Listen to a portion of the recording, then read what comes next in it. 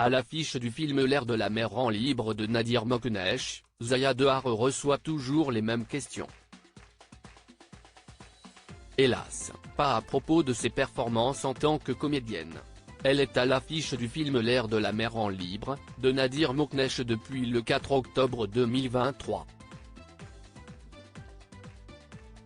Il s'agit là du troisième rôle de Zaya Dehar au cinéma, prouvant une bonne fois pour toutes qu'elle a sa place dans le monde du 7e art. Mais tout le monde la ramène sans cesse à son physique. Et ce même monde évoque toujours l'affaire Zaya, cette époque où elle avait eu des relations sexuelles tarifées avec une partie de l'équipe de France de football alors qu'elle était mineure. Ce chapitre de sa vie, elle l'accepte et l'assume, malgré l'horreur qu'elle a pu vivre et qui l'a presque poussée au suicide.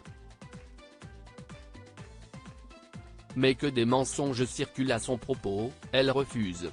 Dans une tribune rédigée dans le journal L'Équipe, Zaya Dehar explique effectivement que sur grand écran, beaucoup se posent la même question. Ce qui m'agace, c'est cette étiquette de silicone qu'on veut à tout prix me coller, précise-t-elle.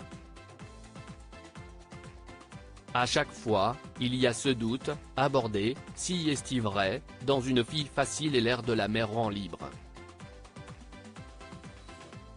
Est-ce qu'elle est refaite ou pas?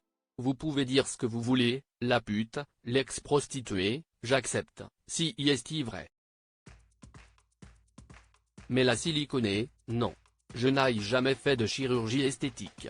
J'avais la même poitrine généreuse à 16 ans, j'ai même fait une radio que j'ai postée sur Twitter pour montrer qu'il n'y a pas d'implant. La preuve n'était pas suffisante pour faire taire, complètement, les ragots. Zaya Dehar, qui est née et a grandi en Algérie, à Gris, se dit déçue des mentalités auxquelles elle se frotte au pays des Lumières et de la liberté. En arrivant en France, à l'adolescence, je pensais que j'aurais une vie plus douce, plus épanouie qu'en Algérie où on me regardait comme la petite fille étrange, rappelle-t-elle.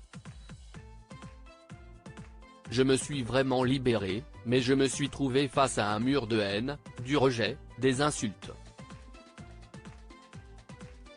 Parce qu'une adolescente qui porte des mini-jupes, si est mal vue. C'était soit me faire des amis et entrer dans le cadre de leur morale, soit mes mini-jupes et ma liberté. Et j'ai choisi sans aucune hésitation.